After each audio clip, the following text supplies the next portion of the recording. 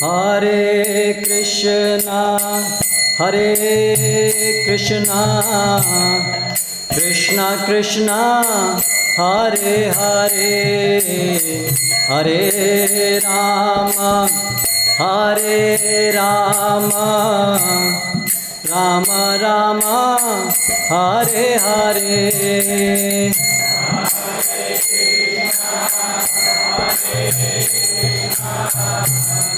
Krishna Krishna, Hare Hare,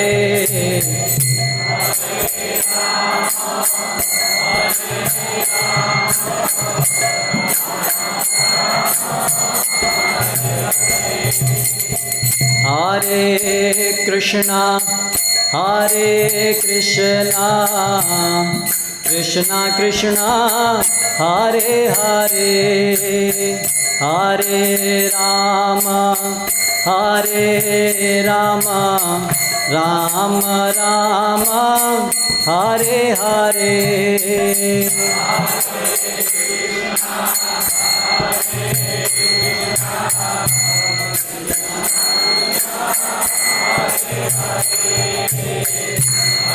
Hare Rama, Hare Rama,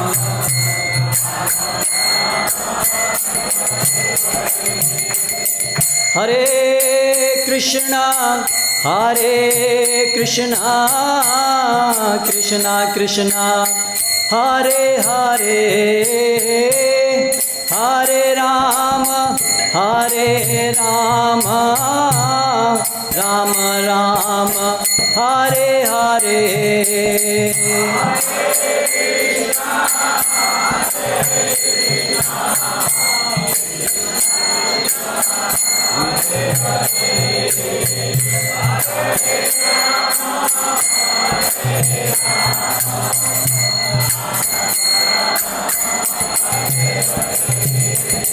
गाए गौरा मधुर स्वरे,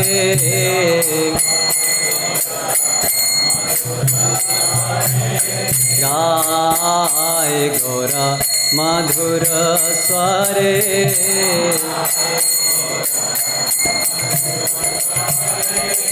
गृहे थाको वने थाको, सदा हरि बले डाको।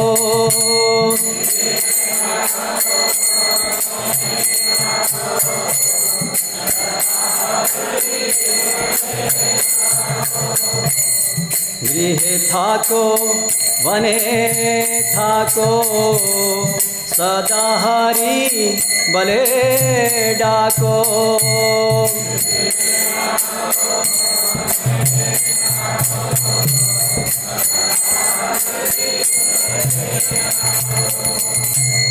गृहे थाको वने थाको, सदा हरि बले डाको।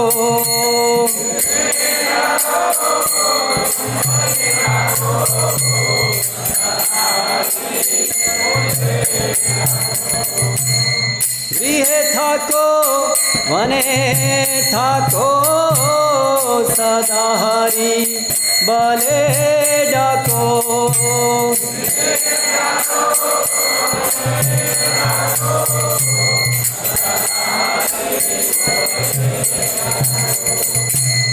सुखे दुखे भूलो ना को, बदने हरि नाम करो रे।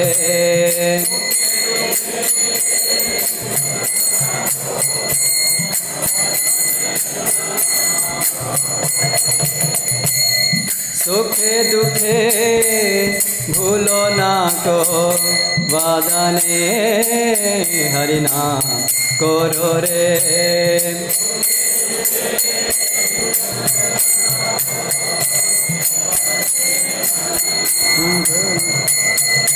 गाए गौरा मधुर स्वरे,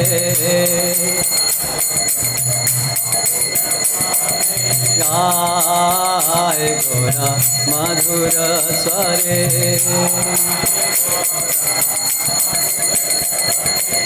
Hare Krishna, Hare Krishna Krishna Krishna Hare Hare Hare Rama Hare Rama Rama Rama Hare Hare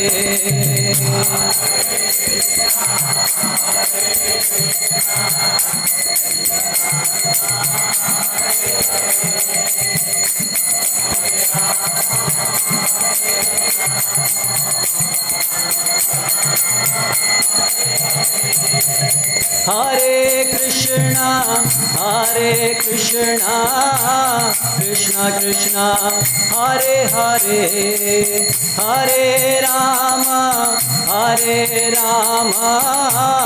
Rama Rama Hare Hare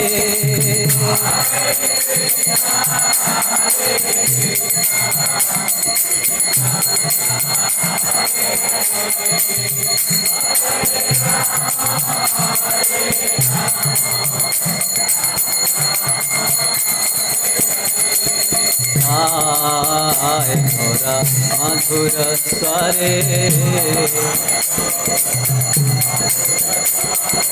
Jai Gaura Madhura Sware Maya Jale Baddha Haye Acha Miche Kajalaye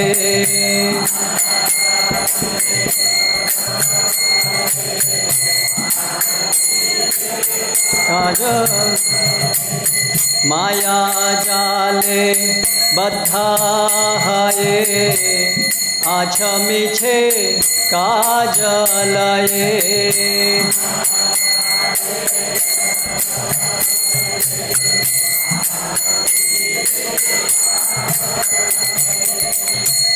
Maya Jale Baddha Haye Acha Miche Kajalaye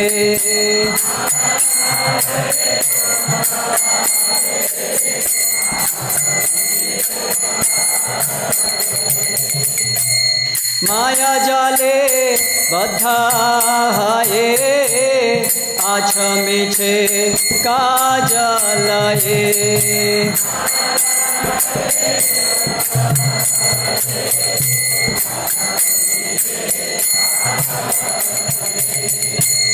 एखानो चेतना पे ये राधा माधव नाम बोलो रे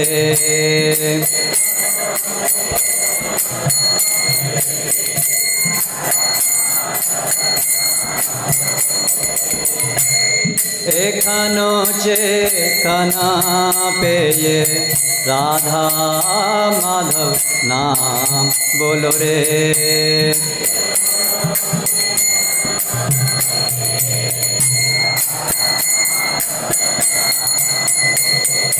Jai Gaura Madhura Sware Jai Gaura Madhura Sware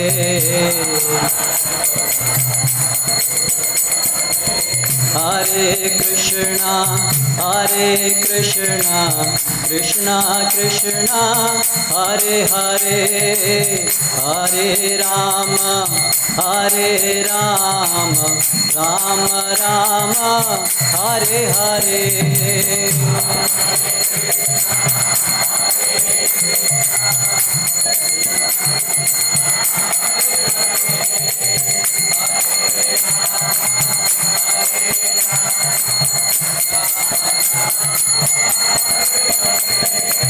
Hare Krishna Krishna Krishna Hare Hare Hare Rama Rama Rama Hare Hare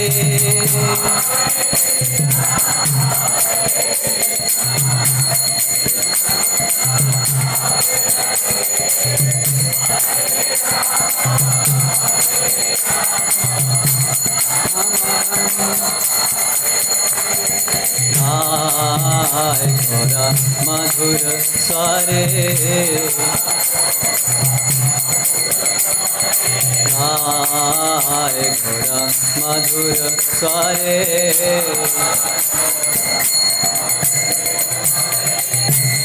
जीवन हरिला शेष ना भजिले ऋषिकेश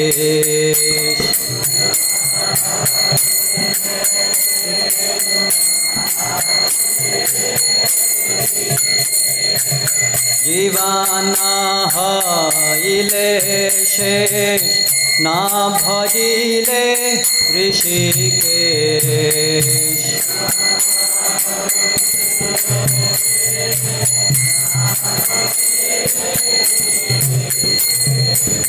जीवन इलाशेष न भजिले ऋषिकेश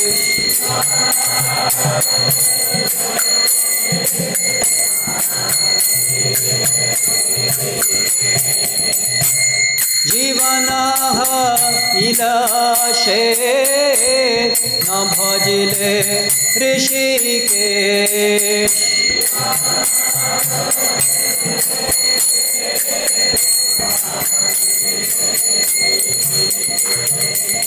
भक्ति विनोद उपदेश एक बार नाम रसे मातरे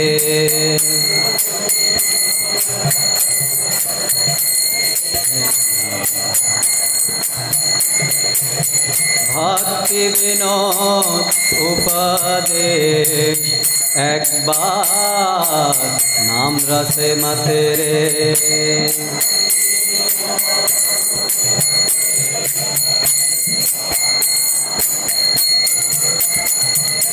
गाय घोरा मधुर स्वरे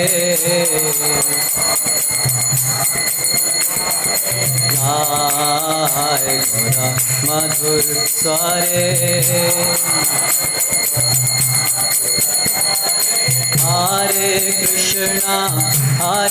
कृष्णा कृष्ण कृष्ण हरे हरे हरे राम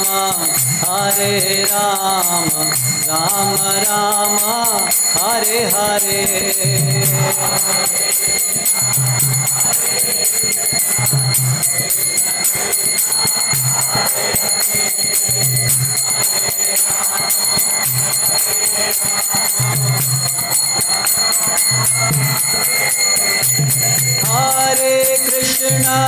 हरे कृष्णा कृष्ण कृष्ण हरे हरे हरे राम राम राम हरे हरे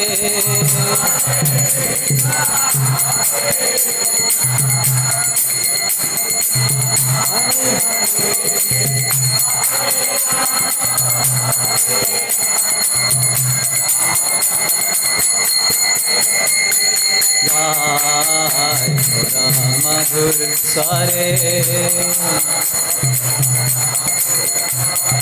गाय घोरा मधुर स्वरे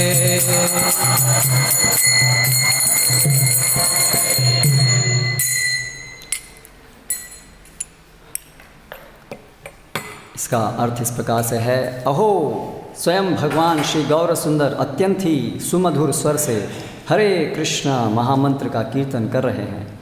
अतः हे भाइयों, आप लोग भी घर में रहें या वन में, अर्थात गृहस्थ आश्रम में रहें या त्यागी आश्रम में, अथवा सुख में रहें या दुख में, सदैव भगवान का कीर्तन करें। तुम लोग माया जाल में आबद्ध होने के कारण व्यर्थ ही सांसारिक कामों में व्यस्त हो। अब तो होश में आओ तथा राधा माधव का नाम लो। अरे व्यर्थ के कार्यों में तुम्हारा तो सारा जीवन ही बीत गया, परंतु तुमने कभी ऋषिकेश यानी कृष्ण का भजन नहीं किया। श्री भक्ति विनोद ठाकुर यही उपदेश प्रदान कर रहे हैं। अरे भाइयों, एक बार तो नाम रस में मत्त हो जाओ। हरे कृष्ण। ओम ज्ञानतिमिरान्धस्य ज्ञानञ्जनशलाकया चक्षुरुन्मीलितं येन तस्मै श्रीगुरवे नमः। श्रीचैतन्यमनोभीष्टं स्थापितं येन भूतले स्वयं रूप कदा मह्यं ददाति स्वपदान्तिकं। वन्देऽहं श्रीगुरो श्रितः पदकमलं श्रीगुरून् वैष्णवांश्च श्रीरूपं साग्रजातं सहगण रघुनाथान्वितां तं सजीवं साद्वैतं सावधूतं परिजनसहितं कृष्णचैतन्यदेवं श्रीराधाकृष्णपादान् सहगणललिता श्रीविशाखान्वितांश्च वन्दे गुरूनीशभक्तानीशमीशावतारकान् तत्प्रकाशं च तच्छक्तिकृष्णचैतन्यसङ्गिकं। वन्दे श्रीकृष्णचैतन्यनित्यानन्दौ सहोदितौ गौडोदये पुष्पवन्तौ चित्रौ छन्दौ तमोनुदन्। यदद्वैतं ब्रह्मोपनिषदि तदपि यस्य तनुभा य आत्मान्तर्यामी पुरुष इति सोऽस्यांश विभवः। षडैश्वर्यैः पूर्णो य इह भगवान् स स्वयम् अयं न चैतन्यात् कृष्णात् जगति परतत्त्वं परमिह। अनर्पितचरिञ्चिरात् करुणयावतीर्णः कलौ समर्पयितुम् उन्नतोज्ज्वलरसां स्वभक्तिश्रियं। हरिः पुरटसुन्दरद्युतिकदम्बसन्दीपितः सदा हृदये कन्दरे स्फुरतौ वः शचिनन्दनः। राधाकृष्णप्रणयविकृतिर्आह्लादिनी शक्तिरस्मात् एकात्मानावपि भुवि पुरा देहभेदं गतौ तौ।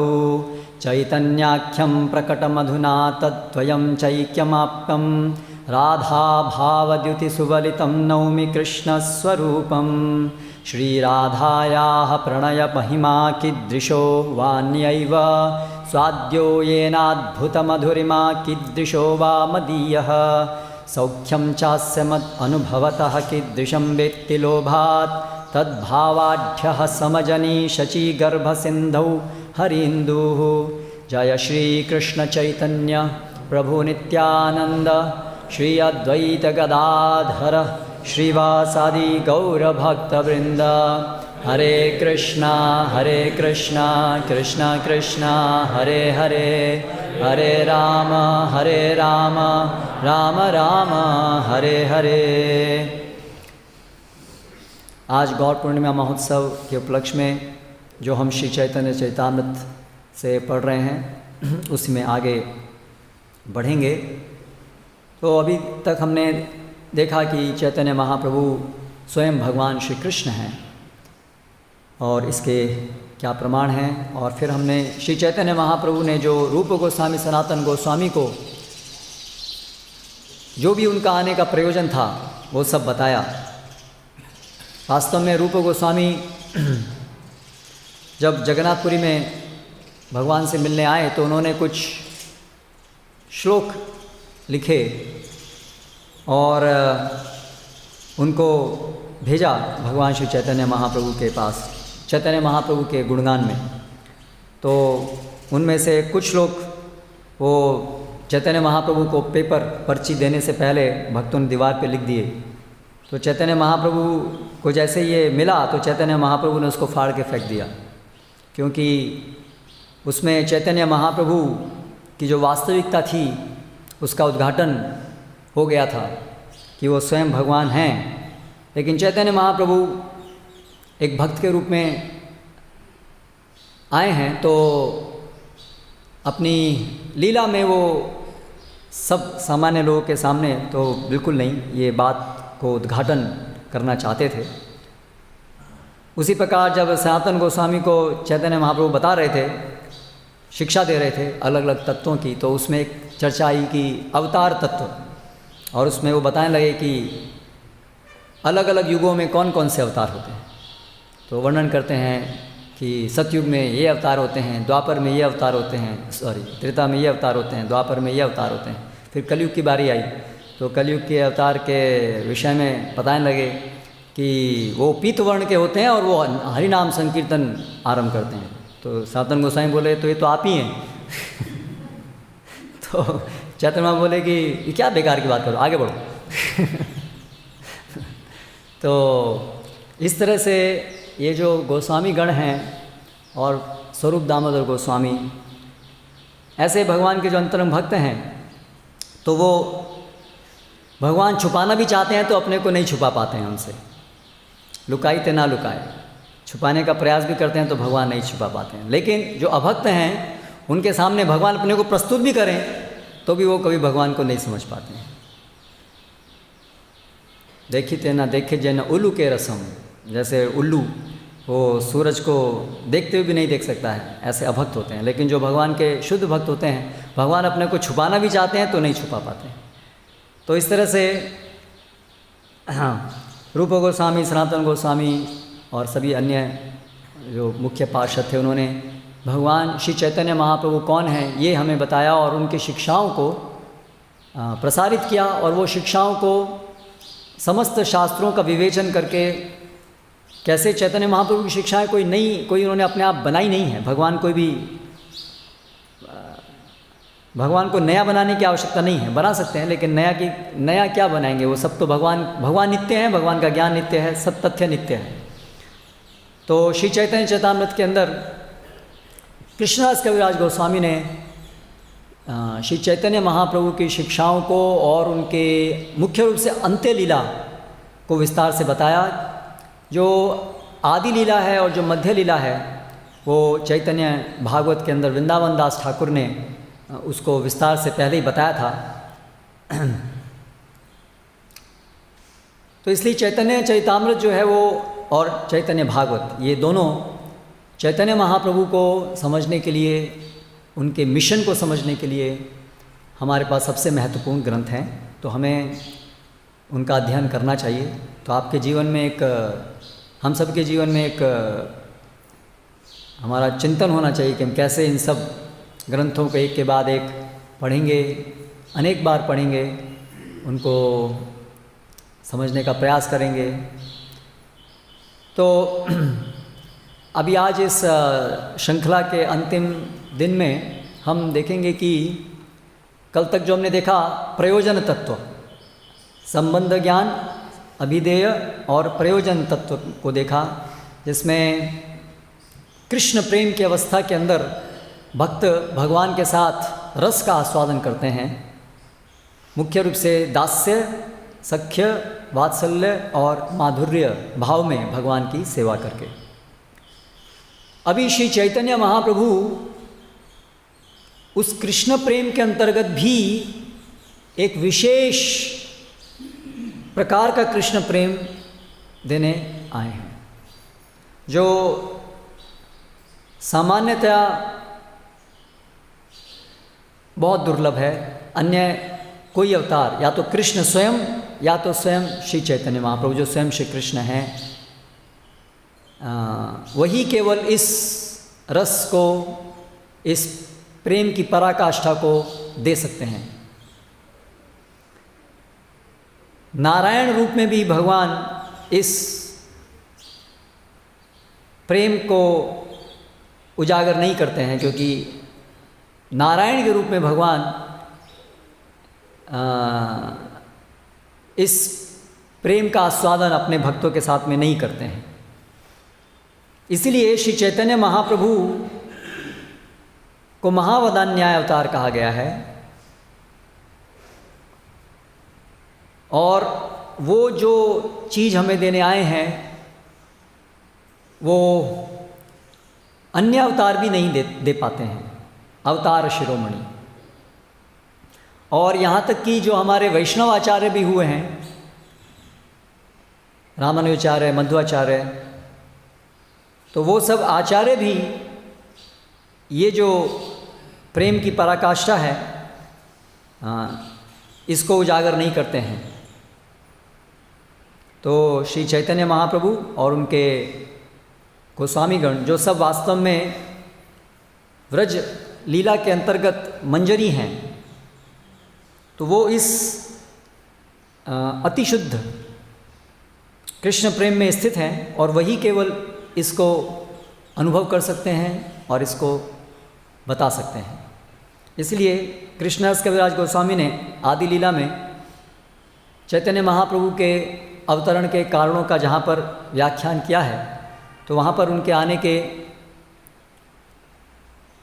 कारणों में से एक जो बाह्य कारण है,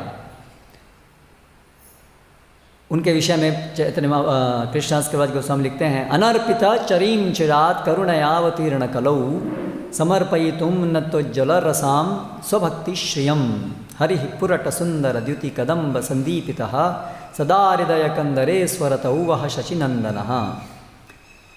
अनर्पिता चरीम, बहुत समय तक जो नहीं दिया गया उसको समर्पयितुम, उसको देने के लिए, करुणया अवतीर्ण कलौ, करुणावश वो अवतीर्ण हुए कलयुग में, क्या देने के लिए, उन्नतोज्ज्वल रसाम, उन्नत उज्ज्वल रसाम, ऐसा रस जो उन्नत उज्ज्वल है, स्वभक्ति श्रियम, अपनी भक्ति की महान भक्ति को देने के लिए आए। हरि ही पुरट सुंदर द्युति कदम्ब संदीपितः, और वो जो चैतन्य महाप्रभु हैं वो पुरट सुंदर यानी सोने जैसे उनकी द्युति है, उससे वो चमक रहे हैं, ये हरि। और चैतन्य कृष्णास कविराज गोस्वामी हमें आशीर्वाद देते हुए कहते हैं, ऐसे जो चैतन्य महाप्रभु का रूप है वो सदा हृदय कंदरे स्फुरतौ, वो हम सबके हृदय में हमेशा स्फुरित रहे, वो शचिनंदनः, उनका ये रूप। तो कल तक हमने देखा कि ये 4 रस हैं। अब इसके आगे चैतन्य महाप्रभु बताते हैं रूप गोस्वामी को, पुनः कृष्ण रति है द्वित प्रकार, ऐश्वर्य ज्ञान मिश्र केवल भेद आर। अभी जो एक कृष्ण रति भी होती है, ये जो रस जो हमने देखे सब, इसके अंदर भी 2 प्रकार हैं, इसके अंदर भी 2 भेद हैं। कृष्ण रति में भी 2 भेद हैं, ऐश्वर्य ज्ञान मिश्र केवला भेद आर। 2 भेद कौन कौन से हैं? एक है ऐश्वर्य ज्ञान मिश्र कृष्ण प्रेम और एक है केवल कृष्ण प्रेम। तो कृष्ण प्रेम के भी 2 भाग हैं, कौन कौन से? ऐश्वर्य ज्ञान मिश्र कृष्ण प्रेम और दूसरा केवल कृष्ण प्रेम। गोकुल केवलारति ऐश्वर्य ज्ञानहीन, पुरी द्वये वैकुंठाद्ये ऐश्वर्य प्रवीण। जो गोकुल है, गोकुल धाम, वहाँ पर केवल रति मिलती है, ऐश्वर्य ज्ञान से हीन होती है। मथुरा पुरी, पुरी द्वये, द्वारका और मथुरा के अंदर दोनों होती हैं, केवल रति भी और अज्ञान मिश्र रति भी। और वैकुंठ आदि जो सब ग्रह हैं उनमें ऐश्वर्य प्रवीण, उसमें मुख्य रूप से ऐश्वर्य कृष्ण प्रेम होता है। तो जैसे हमने चर्चा की, गोलोक चार्ट भी है ना यहाँ पर, वहाँ लगा, ओके। तो ये जो बहुत सब भौतिक ब्रह्मांड हैं, ये भौतिक ब्रह्मांड सब एक स्थान में हैं और वो सब कारण समुद्र में ये सब भौतिक ब्रह्मांड मानो तैर रहे हैं। तो ये जो कारण समुद्र है, ये विरजा नदी भी इसको बोलते हैं, कारण समुद्र को। तो यदि हम अपनी स्थिति से अभी बाहर की तरफ जाना शुरू करेंगे तो पहले तो हमें ब्रह्मांड को भेदना होगा। तो ब्रह्मांड, एक एक ब्रह्मांड जो है वो ढका हुआ है परतों से, अलग अलग परतें हैं, मन बुद्धि पृथ्वी इत्यादि सब एलिमेंट्स, सब ये जो तत्व हैं इनकी परतें हैं। और इन परतों के बाहर फिर कारण समुद्र है, विरजा नदी। और फिर ये सब विरजा नदी, ये कारण समुद्र के पार है फिर परव्योम, आध्यात्मिक जगत वहाँ से आरंभ होता है। और उस परव्योम में ब्रह्म ज्योति व्याप्त है। जैसे अभी सूरज का प्रकाश यहाँ इस भौतिक जगत में है, आध्यात्मिक जगत में हर चीज़ वहाँ पर ब्रह्म ज्योति है। और ये सूर्य प्रकाश जो है ब्रह्म ज्योति से ही का ही एक छोटा सा भाग है, उसी से ये आया है। तो ब्रह्म ज्योति है और फिर ब्रह्म ज्योति में हम और आगे जाएंगे तो फिर वहाँ पर मध्य भाग में अनेक अनेक वैकुंठ लोक हैं, जहाँ पर महानारायण रहते हैं। महानारायण, विष्णु, नारायण रहते हैं, लक्ष्मी नारायण, और अनेक अनेक अनेक वहाँ पर ग्रह हैं, वैकुंठ लोक हैं, जिसमें चतुर्भुज रूप में भगवान वास करते हैं। और द्वितीय चतुर्व्यूह, संकर्षण, वासुदेव, संकर्षण, अनिरुद्ध, प्रद्युम्न, और उनके फिर बहुत सारे विस्तार हैं, वो सब अलग अलग एक एक ग्रह में वो भगवान के रूप वहाँ पर रहते हैं। फिर उसके भी और आगे हम जाएं तो ऊपरी भाग में, आध्यात्मिक जगत की पराकाष्ठा ऊपरी भाग में, फिर वहाँ पर द्वारका, मथुरापुरी है, द्वारकापुरी है, और फिर गोलोक वृंदावन है। यहाँ पर ये तीन हैं, द्वारका, मथुरा। तो यहाँ पर जो द्वारका है, यहाँ पर जो मथुरा है, यहाँ पर जो वृंदावन है, वो जो आध्यात्मिक जगत में ये धाम है, उन्हीं का एक रेप्लिका है, रेप्लिका, प्रतिबिंब, एक और प्रतिबिंब है। और वो जो गोलोक वृंदावन है, तो उसमें गोकुल और फिर श्वेत द्वीप चारों तरफ, और वहाँ पर केंद्र में, वहाँ पर इस वृंदावन धाम के अंदर भगवान ब्रजेंद्र कृष्णा, यशोदानंदन कृष्णा, वो वास करते हैं द्विभुज रूप में। और वहाँ पर अनगिनत सब गोपगण, गोपीगण वहाँ पर रहते हैं, और वो जो भगवान की जो सेवा करते हैं जिस भाव में, वो है ये केवल रति। तो वृंदावन की जो भक्ति है, ब्रजवासी जो भक्ति करते हैं उसको, वो है केवल रति। और जो मथुरा और द्वारकापुरी है आध्यात्मिक जगत में, वहाँ पर जो भक्ति होती है वो दोनों प्रकार से मिश्रित होती है, ऐश्वर्य ज्ञान मिश्रित भी है और केवल भी है। और जो वैकुंठ आदि ग्रह हैं उसमें ऐश्वर्य ज्ञान वाला कृष्ण प्रेम होता है। शांत दास्य रस ऐश्वर्य कहाँ न उद्दीपन, वात्सल्य सख्य माधुरे त करे संकोचन। तो अभी कल हमने देखा कि 5 रस है ना, कृष्ण प्रेम की अवस्था में 5 रस हैं, शांत रस, फिर दास्य, सख्य, वात्सल्य, माधुर्य। तो इसमें से जो शांत दास्य रस हैं वो ऐश्वर्य से उनमें उद्दीपन होता है। उद्दीपन मतलब उन रसों की प्रेरणा मिलती है, उसका स्थापन होता है ऐश्वर्य भाव से। ऐश्वर्य अर्थात जहाँ पर भगवान की भगवत्ता का बोध हो उसको ऐश्वर्य कहते हैं। कि कृष्ण जहाँ भगवान हैं, वो पूर्ण पुरुषोत्तम हैं, वो सभी भौतिक जगत के सृष्टिकर्ता हैं, वो परम संचालक हैं, नियंत्रण करता हैं। ये जो भगवान का ऐश्वर्य है, इस ज्ञान को, इसको जानकारी, इससे सचेत रहना, उसको कहते हैं ऐश्वर्य ज्ञान। तो जो शांत और दास्य रस हैं, उन रसों के लिए ये बोध कि ये कृष्ण जो हैं, ये तो भगवान है, ये सृष्टिकर्ता है, ये हमारे सबके स्वामी हैं, और न केवल हमारे स्वामी हैं बल्कि अनगिनत ब्रह्मांडों के स्वामी हैं। तो ये जो समझ है, ये जो समझ, केवल समझ तो एक बात है, लेकिन ये जो चेतना है, इस बात से सचेत रहना, ये शांत और दास्य रस के लिए जरूरी है। शांत और दास्य रस के लिए में ये उद्दीपन का काम करता है। लेकिन वात्सल्य, सख्य, माधुर्य भाव में ये जो ऐश्वर्य ज्ञान है, ये उसको संकुचित कर देता है। ऐश्वर्य ज्ञान जो है वो वात्सल्य, सख्य और माधुरी भाव को संकुचित कर देता है, उसको रेस्ट्रिक्ट कर देता है, उसको रोक देता है। क्योंकि वात्सल्य, सख्य, माधुर्य भाव में अगर ये हमेशा सचेत रहेंगे भक्त कि ये जो कृष्ण हैं वो तो सबके हमारे माता पिता हैं, तो यशोदा माई उनको कैसे अपना बालक की तरह से उनके साथ व्यवहार करेंगे। अगर वो हमेशा उनको जानकारी रहेगी कि ये बालक तो, मैं इसकी माँ नहीं हूँ, ये मेरी माँ है। पितामहस्य जगतो माता धाता पितामह।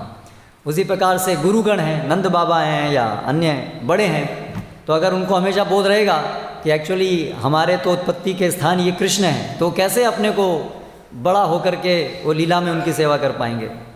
या उसी प्रकार से जो गोपीगण हैं वो कैसे भगवान को एक अपने पति के रूप में या प्रेमी के रूप में देख पाएंगी। तो इसलिए जो ये वात्सल्य, सख्य, माधुर्य रस होता है, इसमें वो जो ऐश्वर्य ज्ञान है भगवान की योग माया शक्ति से उसको ढक दिया जाता है। तो अभी कृष्णदास कविराज गोस्वामी उदाहरण देते हैं कि कैसे वात्सल्य सख्य ये संकुचित कैसे हो जाता है। वसुदेव देवकीर कृष्ण चरण वंदिला ऐश्वर्य ज्ञान दुन्हार मने भय हैला। जब श्री कृष्ण का आविर्भाव होता है तो भगवान कौन से रूप में प्रकट होते हैं? चतुर्भुज बालक के रूप में। बालक हैं लेकिन चतुर्भुज रूप में आते हैं। तो अभी और जब कंस का वध करते हैं भगवान तो जाकर के वसुदेव और देवकी के चरण स्पर्श करते हैं। तो जब चरण स्पर्श करते हैं तो ऐश्वर्य ज्ञान से उन दोनों को भय हो जाता है, अरे ये हमारे चरण स्पर्श कर रहे हैं, ये तो भगवान है। उनको ये ऐश्वर्य का ज्ञान रहता है तो इसकी वजह से वो जो एक पुत्र के रूप में जो प्रेम है वो संकुचित है, उनको भय लगता है कि ये हमारे चरण स्पर्श कर रहे हैं, ये तो भगवान है। तो ये उदाहरण है कि कैसे ये जो ऐश्वर्य ज्ञान है वो वात्सल्य भाव को उदित नहीं होने देता है। उसी प्रकार से दूसरा एक उदाहरण देते हैं। कृष्णेर विश्वरूप देखी अर्जुनेर हैल भय सख्य भावे धार्ष्ट्य क्षमापय करिया विनय।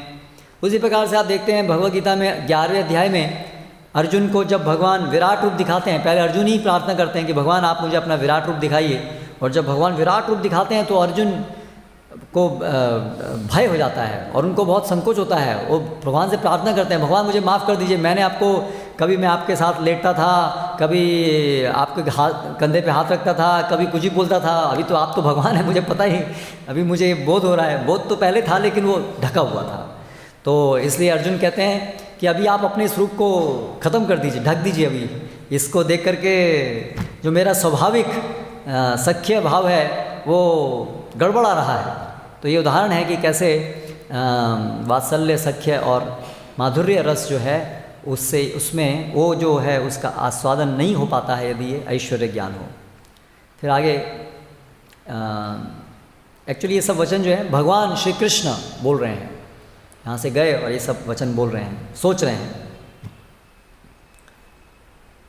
केवलार शुद्ध प्रेम ऐश्वर्य ना जाने, ऐश्वर्य देखी लियो निज संबंध से माने। अगर ये जो केवल शुद्ध प्रेम है वो ऐश्वर्य न जाने, वो ऐश्वर्य को, इस ऐश्वर्य को नहीं जानता है, और अगर भगवान ऐश्वर्य अपना दिखाते भी हैं उनके सामने तो भी उनका निज संबंध वो उसको अपने निज संबंध को ही देखते रहते हैं, उनको ये ऐश्वर्य ज्ञान सोचते हैं पता नहीं क्या है। जैसे जब यशोदा माँ को कंप्लेंट हुई भगवान श्री कृष्ण की, बाल कृष्ण की, कि ये देखो ये मिट्टी खा रहा है, तो यशोदा जो हैं उसको बोलती हैं कि ठीक है मुँह खोलो। तो जब मुँह खोलते हैं कृष्ण तो उसमें वो यशोदा माँ देखती हैं कि इसमें तो सारे के सारे ब्रह्मांड उनको दिखते हैं, और उसमें वो खुद को भी देखती हैं अंदर, क्योंकि वो भी ब्रह्मांड के अंदर ही हैं, है ना। तो वो बहुत उनका सिर चकरा आता है, ये क्या देख रही हूँ मैं। लेकिन उनका जो वात्सल्य प्रेम है वो इतना प्रगाढ़ है कि वो देख कर के भी उनको समझ में नहीं आता कि क्या हो रहा है। वो सोचते हैं पता नहीं कुछ ये है तो अजीब सा बालक, कुछ पता नहीं जादू टोना कुछ करता है, चलो छोड़ो जो भी है, काम की बात करो। ऐसे कितनी बार होता है ना। वहाँ पर नंद बाबा को वो जब वरुणपुरी में चले जाते हैं, वो उनके एकादशी व्रत तोड़ दिया ऐसा सोच करके, तो फिर वहाँ पर वो सब वरुण और सब लोग उनकी उपासना करने लगते हैं कृष्ण की। तो वो देख करके आश्चर्यचकित हो जाते हैं, ये क्या हो रहा है, ये हमारे बालक की सब उपासना कर रहे हैं देवताओं की, क्या है ये बालक कौन है। तो फिर बाद आकर के सबको बताते हैं हाँ ये गर्ग मुनि ने कुछ बताया था कि हमारी रक्षा करे, कुछ अद्भुत बालक है ये। तो ऐसा करके वो सोचते हैं, लेकिन ये स्वयं सभी ब्रह्मांडों का अधिपति है, ये सबका आदि पुरुष है, ये ऐसा स्थिर रूप से उनके मन में कभी बैठ नहीं पाता है ना। उनका जो अपना निजी संबंध है वही हमेशा प्रगाढ़ रहता है। तो ये एक लक्षण है जो माधुर्य, जो केवला शुद्ध प्रेम जिनको होता है उसका ये लक्षण है। दास्य सख्य वात्सल्य श्रृंगार चारि रस, चारि भावेर भक्त जत कृष्ण तार वश। तो अभी ये जो दास्य सख्य वात्सल्य श्रृंगार में जो रस जो चार होते हैं, जब जो भक्त इनमें होते हैं वास्तव में कृष्ण उनके वश में आ जाते हैं। तो बाकी जो भक्ति बहुत प्रकार की जो होती है मुक्ति प्राप्त करने के लिए इत्यादि, वो कृष्ण को वश में नहीं करती है, लेकिन ये जो कृष्ण प्रेम है वो कृष्ण को भी वश में कर लेता है। दास सख पिता माता कांत गण लैया व्रजे क्रीड़ा करे कृष्ण प्रेमाविष्ट हैया। इसलिए भगवान श्री कृष्ण इस रस को देने के लिए स्वयं श्री कृष्ण के रूप में जब आते हैं तो अपने इन पार्षदों को साथ में लेके आते हैं। और वृंदावन में जो भगवान लीला करते हैं व्रज लीला, वो अपने इन पार्षदों के साथ में करते हैं, दिखाने के लिए हमें कि ये पराकाष्ठा है और हमें आमंत्रित करने के लिए, हमें उस रस में भाग लेने के लिए आमंत्रित करने के लिए। श्रील प्रभुपाद एक जगह बोलते हैं ये हमारा लक्ष्य है, रस क्रीड़ा में भाग लेना। तो फिर यथेष्ट विहारी कृष्ण करे अंतर्धान, अंतर्धान करी मने करे अनुमान। तो जब कृष्ण ये लीला करके चले गए तो फिर दोबारा से ये विचार करते हैं, चिरकाल नाही करी प्रेम भक्ति दान, भक्ति बिना जग तेरा नाही अवस्थान। बहुत समय से मैंने कृष्ण प्रेम नहीं दिया, क्योंकि हमेशा कृष्ण को लगता है बहुत समय से नहीं दिया, क्योंकि यही कृष्ण का सबसे प्रिय चीज़ है। ये ऐश्वर्यहीन केवल प्रेम, क्योंकि इसलिए जब गोपीगणों से भी भगवान अंत में बोलते हैं दशम स्कंद में, न पारवे हम, गोपीजन आपकी जो भक्ति है वो मैं उसको बदले में चुका नहीं सकता हूँ, उसका ऋण चुका नहीं सकता हूँ, इसलिए आप अपने भक्ति से आप संतुष्ट हो जाइए, मेरे पास कुछ देने को नहीं है आपके लिए बदले में। भगवान भी हार मान लेते हैं, इस तरह से हार मान के भक्तों के वश में हो जाते हैं। तो ये इतना महान स्तर है जो श्री चैतन्य महाप्रभु उद्घाटित करते हैं, और न केवल उद्घाटित करते हैं बल्कि हमें खुद उसको सिखाते हैं।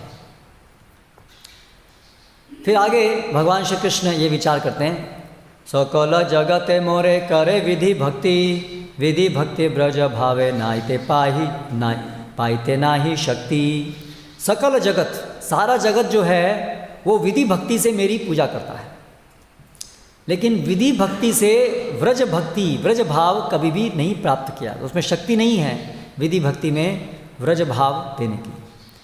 तो जगत में सामान्य रूप से जो भक्ति प्रसारित है, इवन जो शुद्ध भक्ति प्रसारित है, विद्या भक्ति छोड़िए, जो शुद्ध भक्ति प्रसारित है, जो श्री संप्रदाय है, इवन जो मध्वा संप्रदाय है, उनके अंतर्गत भी जो विधि भक्ति के द्वारा भगवान की सेवा होती है, चतुर्भुज नारायण की सेवा होती है। और व्रज भक्ति का वहाँ पर कोई ज्ञान नहीं है, व्रज भक्ति का वहाँ पर कोई ज्ञान नहीं है। ऐश्वर्य ज्ञानी ते सब जगत मिश्रित, ऐश्वर्य स्थिल प्रेम नाही मोर प्रीत। भगवान श्री कृष्ण कह रहे हैं ऐश्वर्य ज्ञान से सारा जगत मिश्रित है, लेकिन ऐश्वर्य स्थिल प्रेम, वो प्रेम जो ऐश्वर्य से स्थिल स्थिल है ना, संकुचित हो जाता है, ना ही मोर प्रीति, वो मुझे संपूर्ण रूप से प्रसन्न नहीं करता है। तो आप देखिए वैकुंठ का प्रेम भी कृष्ण को संपूर्ण रूप से प्रसन्न नहीं करता है। ये व्रज भक्ति की महिमा है। ऐश्वर्य ज्ञाने विधि भजन करिया, वैकुंठ के जाय चतुर्विधा मुक्ति पाइया। ऐश्वर्य ज्ञान से मिश्रित जो विधि भजन करते हैं तो उनको क्या प्राप्त होता है? वैकुंठ प्राप्त होता है, जहाँ पर चतुर्विध प्रकार की मुक्ति उनको प्राप्त होती है। तो वैकुंठ में जो भक्त जाते हैं उसमें दो प्रकार हो सकते हैं। एक है जो मुक्ति की कामना करते हुए भगवान की पूजा करते हैं। कौन सी मुक्ति? सालोक्य, सारिष्टि, सामीप्य, सारूप्य। ये मुक्ति के साथ भगवान की सेवा करना चाहते हैं, करते हैं, और अगर उनको सिद्धि प्राप्त होती है तो वो वैकुंठ में जाते हैं, जहाँ पर उनको मुक्ति प्राप्त होती है, क्योंकि उनको भगवान जैसा ऐश्वर्यवान रूप प्राप्त होता है। भगवान के धाम में भगवान जैसा भगवान है, वहाँ ये चिंतन में वो रहते हैं, तो भगवान जैसा सब ऐश्वर्य प्राप्त होता है, भगवान रूप। सारिष्टि, सामीप्य, ये सब उनकी इच्छाएं पूरी हो जाती हैं और भगवान की सेवा भी उनको मिलती है। लेकिन ये जो वैकुंठ में जो सेवा होती है वो केवल शांत, दास्य और सख्य का थोड़ा सा बहुत, जिसमें ऐश्वर्य भाव से संकुचित सख्य, वही रस केवल वैकुंठ में होता है। इसे भक्तियान सरस्वती महाराज बताते हैं, वैकुंठ में ये जो 5 रस हैं इसमें से केवल 2.5 रस वहाँ उपलब्ध है। वैकुंठ में ये केवल 2.5 रस में ही भगवान की भक्ति होती है। और वैकुंठ में एक ऐसे भक्त भी जाते हैं जिनको कोई मुक्ति कामना नहीं है, लेकिन शुद्ध भक्त हैं, लेकिन ऐश्वर्य ज्ञान से भगवान की सेवा करते हैं। ये लोग भी वैकुंठ जाते हैं, सिद्धि प्राप्त करते हैं। तो ये मुक्ति कामना नहीं करते हैं, लेकिन इनको मुक्ति मिल जाती है। सारूप्य, सारिष्टि, सामीप्य, सालोक्य, ये सारी मुक्ति इनको प्राप्त हो जाती है। यद्यपि उनके अंदर कोई कामना नहीं है मुक्ति। क्यों मुक्ति कैसे प्राप्त होती है? क्योंकि वहाँ पर उनको अगर वैकुंठ नाथ की सेवा करनी है तो कहाँ जाते हैं? वैकुंठ लोक जाते हैं। वैकुंठ लोक में क्या है? भगवान उपस्थित हैं, वहाँ सब पता है ये भगवान है, तो भगवान का लोक उनको प्राप्त हो जाता है। तो सालोक्य मुक्ति उनको मिल जाती है, ना चाहे वो भी। सारूप्य, भगवान जैसा शरीर मिल जाता है। सारिष्टि, भगवान जैसा ऐश्वर्य मिल जाता है ना। तो इस तरह से वो वैकुंठ में इस प्रकार दोनों प्रकार के भक्त आते हैं। सारिष्टि, सारूप्य, आर, सामीप्य, सालोक्य, सायुज्य, न लय भक्त याते ब्रह्म ऐक्य। तो ये 4 प्रकार की मुक्ति कामना करने वाले भी वैकुंठ जाते हैं, लेकिन ये भक्त जो शुद्ध भक्त हैं कभी भी सायुज्य की कामना नहीं करते हैं। सारिष्टि, सामीप्य जो कामना करते हैं वो शुद्ध भक्त नहीं कहलाते हैं, वो मिश्रित भक्त कहलाते हैं। लेकिन जो भक्त सारिष्टि, सामीप्य इत्यादि की कामना भी करते हैं वो भी भक्त कहलाते हैं, शुद्ध भक्त के आसपास ही हैं। लेकिन शुद्ध भक्त कभी भी सायुज्य मुक्ति कामना नहीं करते हैं। सायुज्य मतलब ब्रह्म में लीन होना या परमात्मा लोक में जाना, परमात्मा का दर्शन करना, ये परमात्मा के ऐश्वर्य को प्राप्त करना, वो मुक्ति कभी भी नहीं करते हैं। तो इस भौतिक जगत में परमात्मा का एक लोक है जहाँ परमात्मा वास करते। परमात्मा 3 प्रकार के हैं। एक हर जीव के अंदर उपस्थित परमात्मा, एक हर एक ब्रह्मांड के परमात्मा, और एक सारे के सारे भौतिक जगत के परमात्मा। तो जो हमारे हृदय के अंदर जो परमात्मा है उनको क्या कहते हैं? क्षीरोदकशायी विष्णु। जो एक एक ब्रह्मांड के परमात्मा हैं उनको क्या बोलते हैं? गर्भोदकशायी। और जो सारे भौतिक जगत के परमात्मा हैं वो हैं कारणोदकशायी विष्णु। तो जो हमारे हृदय के अंदर जो परमात्मा हैं वो कहाँ वास करते हैं? उनका हमारे सबके हृदय में वास करते हैं, और उनका एक लोक भी है ना, जो क्षीर सागर के अंदर उपस्थित है। ध्रुव लोक जहाँ पर है उसके पास में एक क्षीर सागर है, और क्षीर सागर में क्षीरोदकशायी भगवान का निवास स्थान ही है।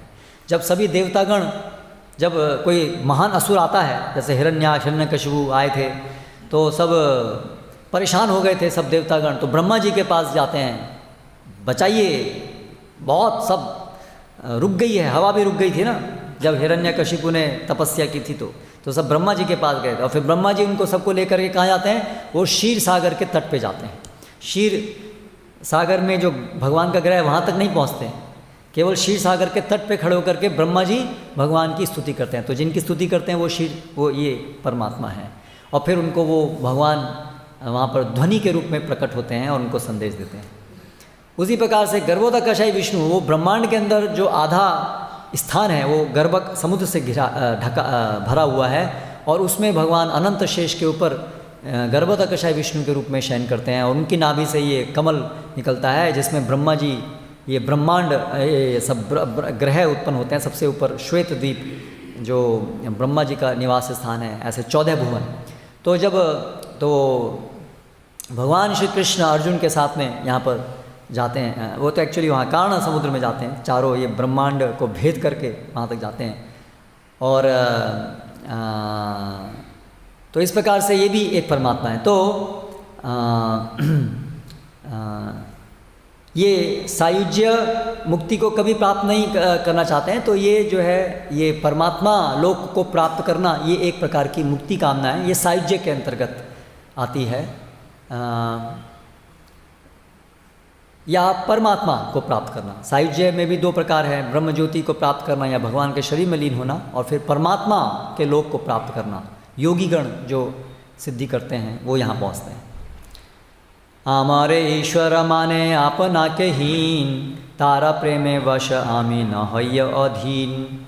ये जो वैकुंठ में जो होते हैं ये मुझे ईश्वर मानते हैं और अपने को हीन मानते हैं, लेकिन मैं उनके प्रेम के अधीन नहीं आता हूँ। तो क्योंकि भगवान को बहुत प्रिय नहीं है, वो इतना प्रसन्न नहीं करता, इसलिए ठीक है भगवान प्रसन्न होते हैं, लेकिन इतना नहीं कि भगवान उनके वश में आ जाए, है ना। लेकिन जो वृंदावन है, ब्रज है, उसमें क्या होता है, मोर पुत्र मोर सखा मोर प्राणपति, यही भावे यही मोरे करे शुद्ध भक्ति, आपना के बड़ा माने आमारे सन समहीन, सही भावे हैया आमी ताहार अधीन। लेकिन जो ब्रज भूमि है, वृंदावन है, वहाँ पर तो मेरे भक्त मुझे अपना पुत्र मानते हैं, मुझे अपना सखा मानते हैं, मुझे अपना प्राणपति मानते हैं और इस भाव में शुद्ध भक्ति करते हैं।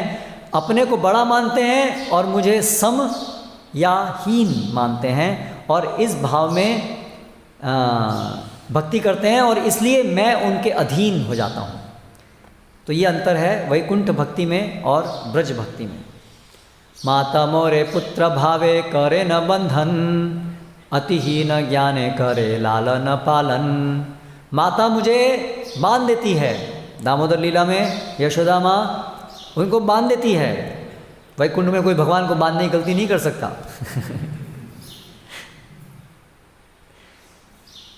लेकिन वो गलती नहीं है, वो भगवान को बहुत प्रिय है, लेकिन वहाँ वो गलती नहीं, वहाँ वो गलती मानी जाएगी। वहाँ वो उनका भाव नहीं है कि हम भगवान को बांध सकते हैं, क्योंकि हमेशा अपने को भगवान का दास बहुत, अरे भगवान उनका हमेशा बोल रहा था ये भगवान है। लेकिन वृंदावन में यशोदा माँ को अगर याद आ जाए कि ये कौन है, दिखता भी उनको कौन है, वो नल कुबेर वो सब बड़े बड़े पेड़ गिरा दिए, पूतना का वध कर दिया, क्या क्या किया, लेकिन कभी भी यशोदा पता नहीं कुछ है क्या है, छोड़ो मुझे तो उसको दूध पिलाना है, यही उनके मन में रहता है, मुझे उसकी चिंता करनी, हमेशा चिंता करते रहती है। सखा शुद्ध सख्य करे स्कंद आरोहण, तुम्हें कौन बड़ा लोका तुम्हें आमी सम। तो भगवान के जो सखा होते हैं तो हर रोज़ जाते थे, है ना, सुबह अपना टिफ़िन पैक करके गाय चराने के लिए। लेकिन आजकल बच्चों को सबको बैग भर भर के बड़ा स्कूल जाना पड़ता है। मैं भी कल बच्चे से बात कर रहा था आपके लड़के से, परेशान है सब हर सैटरडे एग्ज़ाम होता है, यहाँ हर रोज़ पिकनिक होती है भगवान की, वहाँ पर हर सैटरडे एग्ज़ाम। जो करना नहीं चाहते, पढ़ना नहीं चाहते, वो सब करना पड़ता है और बहुत टेंशन है। लेकिन तो अगर ये सब एग्ज़ामों से मुक्त होना चाहते हो तो भक्ति करो अच्छे से और भगवान के धाम में जाओ और फिर भगवान के साथ पिकनिक बनाओ हर रोज़। लेकिन उसके लिए भक्ति करनी पड़ेगी। तो जो सखा हैं वो खेल में खेलते हैं और खेल में अगर कृष्णा हार जाते हैं तो फिर उनके कंधे पे चढ़ जाते हैं। हाँ, ये पनिश वो है, जो हार जाता है उसको ये चुकाना पड़ता है। अरे तुम कौन से बड़े हो, हमारे समान ही तो हो, ऐसा वो सोचते हैं। प्रिया यदि मान करी करय भत्सन, भत्सना वेद स्तुति होते हरे सही मोरा मना। तो जो भगवान की जो प्रिया हैं गोपीजन, वो कभी कभी ऐसे मानो घमंड में आती हैं और उनकी भर्त्सना करती हैं कृष्ण की। और कृष्ण को ये जो भर्त्सना है वो वेदों की स्तुति से भी अधिक ज़्यादा मनोहारी लगती हैं। व्रजेर निर्मल राग शुनि भक्त गण, राग मार्गे भजे ये न छाड़ी धर्म कर्म। तो ये व्रज का जो निर्मल राग है, इसको सुनकर के भक्तगण राग मार्ग में भजन करते हैं धर्म कर्म छोड़ करके। तो जो राग मार्ग है वो भक्तगण जब ये सब सुनते हैं तो उनका मन आकृष्ट हो जाता है इस भाव में भगवान की सेवा करने के लिए, और वो धर्म कर्म इत्यादि को छोड़ करके, अर्थात छोड़ने का अर्थ यहाँ पर है कि वो धर्म कर्म पे आश्रित अभी नहीं रहते हैं। उनकी भक्ति सेवा की प्रेरणा उद्दीपन अभी ये धर्म और कर्म से नहीं होती है बल्कि राग से होती है। ये धर्म कर्म छोड़ने का अर्थ है।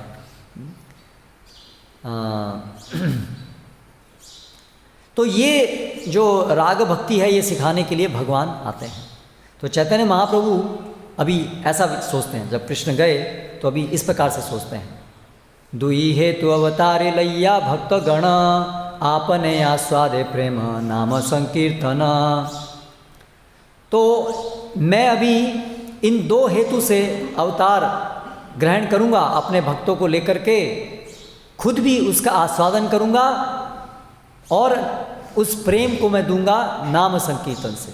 तो ये जो भगवान का जो नाम संकीर्तन यज्ञ, जो नाम संकीर्तन आंदोलन जो चैतन्य महाप्रभु करते हैं, उसके दो हेतु हैं। एक स्वयं भगवान उसका आस्वादन करना चाहते हैं ब्रज भक्ति का, जो श्रीमती राधा रानी जिस प्रकार से भगवान श्री कृष्ण की सेवा करते हुए इस उन्नतोज्ज्वल रस का आस्वादन करती हैं, भगवान श्री कृष्ण कभी उसका खुद आस्वादन नहीं कर पाते हैं, क्योंकि वो तो कृष्ण हैं, वो राधा रानी नहीं हैं। इससे राधा रानी के भाव में वो आना चाहते हैं, आते हैं। चैतन्य महाप्रभु वो रूप है उनका जिसमें वो उसका खुद आस्वादन करते हैं। और दूसरा, उस नाम संकीर्तन के द्वारा हमें वो भक्ति रस प्रदान करते हैं। तो ये दो उनके कारण हैं आने के, एक बाह्य और एक अंतर। बाह्य कारण है हमें देना उस महान रस को, और आंतरिक कारण है खुद राधा रानी के इस रस का आस्वादन करना। युग धर्म प्रवर्ताइमु नाम संकीर्तन चारि भाव भक्ति दिया नाचाइमु भुवन। तो ये युग धर्म का प्रवर्तन करूँगा, ये बाह्य कारण भी नहीं है, ये अनुसंगिक कारण है।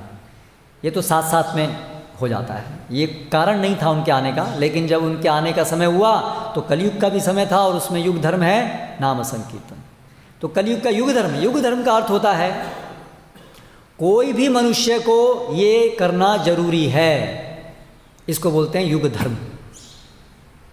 केवल भक्तों की बात नहीं है, सबको, जो भी मनुष्य है ना, सबको यज्ञ करना आवश्यक है यदि मनुष्य रहना है तो। यज्ञ नहीं करेंगे तो जानवर। इसलिए इस कलयुग में सबके लिए युग धर्म है नाम संकीर्तन।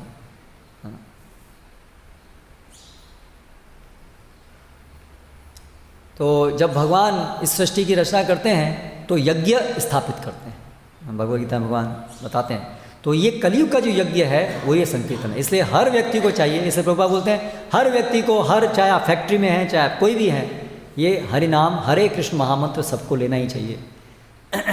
ठीक है, जो लोग भक्त नहीं है वो उसको शुद्ध भक्ति भाव में नहीं लेंगे, लेकिन कम से कम भगवान की तो समझ सबको होनी चाहिए। जो भगवान को नहीं समझते हैं, स्वीकार नहीं करते हैं, विष्णु को, कृष्ण को, वो तो मनुष्य नहीं है, इसलिए उनको अगला जन्म मनुष्य नहीं मिलने वाला। तो इस तरह से युग धर्म इसको कहते हैं। तो केवल ये युग धर्म नहीं है, ये हरि नाम युग धर्म के अलावा सभी प्रकार की भक्ति प्रदान करने वाला है, और सभी प्रकार की भक्तियों में सर्वश्रेष्ठ जो भक्ति है व्रज भक्ति वो प्रदान करने वाला है। इस उद्देश्य से भगवान श्री चैतन्य, कृष्ण चैतन्य महाप्रभु के रूप से आते हैं। आपने करिमु भक्त भाव अंगीकारे आपनी आचार्य भक्ति शिखाई मूसा बारे। मैं खुद भक्ति भाव अंगीकार करूँगा और सबको ये भक्ति सिखाऊंगा। तो भगवान ये भक्ति सिखा रहे हैं, आते हैं और सबको नचाने आते हैं। भगवान क्या बोलते हैं, दिया नाचाइमु भुवन, सब पूरे त्रिभुवन को नचाने आते हैं, आए हैं भगवान श्री चैतन्य महाप्रभु। तो ऐसा आंदोलन और कहीं नहीं है सबको नचाने वाला। बहुत सारे और बाकी चीज़ चल रही हैं, कुछ उस ज़्यादातर उसमें से सब बिल्कुल गलत हैं, शास्त्र विहीन हैं। कुछ जो हैं वो शास्त्र अनुरूप हैं, कुछ जो हैं वो शुद्ध भक्ति भी हैं। लेकिन ये जो व्रज प्रेम है ये देने वाला आंदोलन तो वर्तमान समय में यही है चैतन्य महाप्रभु का। तो हम बड़े सौभाग्यशाली हैं कि हम इसमें भाग ले रहे हैं, इसलिए हमें इसमें पूरा डूबना चाहिए। हमें भी संकोच नहीं करना चाहिए, पूरे हृदय से तन मन धन सब कुछ इस जो चैतन्य महाप्रभु हमें देने आए हैं सबसे उसको स्वीकार करना चाहिए, पूरी तरह से उसमें डूबना चाहिए। कलिकाल युग धर्म नामेर प्रचार तथी लागी पीत वर्ण चैतन्य अवतार। तो ये युग धर्म है नाम का प्रचार, और इसीलिए भगवान ने पीत वर्ण धारण करके वो चैतन्य अवतार के रूप में आए हैं। तो ये चैतन्य महाप्रभु क्या हैं, बाहुतुली हरि बलि प्रेम दृष्टि चाय, करिया कलमश नाश प्रेमे ते भाषाए। चैतन्य महाप्रभु इतने महावदान्याय हैं कि बाहुतुली, दोनों बाहु ऊपर करके हरि बलि, क्या बोलते हैं, हरि बोल बोलते हैं, और प्रेमे दृष्टि चाय, और प्रेम दृष्टि पात करते हैं। केवल उससे क्या हो जाता है, करिया कलमश नाश, सारा कलमश का नाश हो जाता है, प्रेमे ते भाषाए, और प्रेम में डुबो देते हैं। तो ऐसा अवतार और कौन मिलेगा? केवल देखने मात्र से कृष्ण प्रेम के सागर में डुबो देते हैं, इसलिए महावदान्याय अवतार है। तो ये वास्तव में चैतन्य महाप्रभु की लीला में हो रहा है। चैतन्य महाप्रभु की शरण जो ग्रहण करता है, शरण उनके थोड़ी सी भी उनकी तरफ आकर्षण होता है, चैतन्य महाप्रभु की तरफ जो देखता है नज़रों से, एक थोड़ी सी भी श्रद्धा से, तो चैतन्य महाप्रभु उस पर दृष्टिपात करते हैं और सारा उसका कलमश नाश कर देते हैं और कृष्ण प्रेम दे देते हैं। तो आप देखिए हम लोग के जीवन में ये सब हो रहा है, और भी बहुत कुछ हो सकता है, लेकिन हम संकोच कर रहे हैं। जैसे वो था ना दुर्योधन, तो गांधारी ने बोला था कि तुम निर्वस्त्र होकर के मेरे सम्मुख आना, क्योंकि उसके पास वो शक्ति थी कि वो उसके शरीर को लोह बना सकती थी, लोह सम बना सकती थी, लेकिन वो पूरा निर्वस्त्र होकर के नहीं आया। तो वो, क्योंकि भगवान कृष्ण ने उसको ट्रिक कर दिया था, बोल दिया था, अरे माँ के सामने ऐसे सुने जाते हैं। तो फिर अफसोस हुआ गांधारी को, तो वहीं पर फिर प्रहार करके उसका वध हुआ था। तो उसी प्रकार से अभी चैतन्य महाप्रभु पूरी हम पे कृष्ण प्रेम देने के लिए आए हैं। अभी यही जीवन में हमें कृष्ण प्रेम मिल सकता है, लेकिन हम लोग अपने को पूरा एक्सपोज नहीं कर रहे हैं, बचा के रखे हुए हैं, है ना। जैसे कीर्तन होता है तो उसमें नाचते नहीं हैं, देखते रहते हैं, कहीं और सोचते रहते हैं, ठीक है। जप करते हैं तो ध्यान से जप नहीं करते हैं, सोते रहते हैं। तो जो लाभ लेना चाहिए वो लाभ हम लोग नहीं ले रहे। समस्या हम में है। चैतन्य महाप्रभु तो तैयार हैं सब कुछ देने के लिए, लेकिन हम लोग अपने को पूरा प्रस्तुत नहीं कर रहे हैं। या तो हमें विश्वास ही नहीं होता है, अरे ऐसे कैसे हो जाएगा, इतना ऊंचा कृष्ण प्रेम हमें कैसे मिल जाएगा। या तो ज़्यादातर तो समस्या क्या है, हमें दोनों चीज़ चाहिए। ये सबसे बड़ी समस्या हमारी ये है, पूरा कृष्ण प्रेम भी चाहिए और भौतिक प्रेम भी, भौतिक ये भी चाहिए, सुख। तो वो नहीं होगा। हाँ, तो क्योंकि वो तो फिर हम विष भी साथ साथ में रख रहे हैं, है ना। इसलिए हालांकि अभी भी जो कुछ हमारे साथ हो रहा है वो भी बड़ा अद्भुत चीज़ है। आज के इस कलयुग में इतना समय बिताना भगवान के विषय में सुनने के लिए, ये भी बहुत दुर्लभ चीज़ है। आज के समय में जहाँ लोगों को मोबाइल से और उस उल्टा सीधा देखने से फुर्सत नहीं है। आप लोग बैठे हैं, हम लोग आज पूरा दिन श्रवण कीर्तन करेंगे, और अभी हमारे जीवन कितना बदल गया है। आजकल के इस समय में इतना जीवन बदलना, ये कैसे संभव हुआ? हमें अपने पे आश्चर्य होता है कि नहीं होता है? हम भी ऐसे ही थे ना, क्या सब पूरा कुछ नहीं जानते थे और बड़े रचे पसे थे, इस जगत में बड़ा आनंद ले रहे थे, बड़ी बड़ी हमारी प्लानिंग थी, बड़ा उसमें लग रहा था कि हम बहुत इसमें निपुण हैं। लेकिन कैसे थोड़ी ही समय में हमारा जीवन पूरा परिवर्तित हो गया। तो ये अद्भुत चीज़ है, लेकिन अभी और भी अद्भुत बाकी है। पार्ट थोड़ा सा ही भाग हुआ है, अभी और आगे जाना है। तो इसलिए रुकिए मत। थोड़ा सा मिलने से हम सोचते हैं अरे बहुत मिल गया तो इसलिए शिथिल हो जाते हैं, लेकिन शिथिल नहीं होना है। हमें ये लक्ष्य प्राप्त करना है, हमें हमेशा दिमाग में होना चाहिए चैतन्य बाबू ये देने आए हैं। उन्मत्त होकर के, जैसे कृष्ण प्रेम में उन्मत्त होकर के नाचते हैं, गाते हैं, संसार का ध्यान भी नहीं रहता है इतना। तो इस प्रकार का प्रगाढ़ प्रेम, इस प्रकार की प्रगाढ़ सेवा करने की इच्छा, इतना सेवा के पीछे पागल, जिसमें बोध ज्ञान ही नहीं रहे कि हम कहाँ हैं, क्या हैं।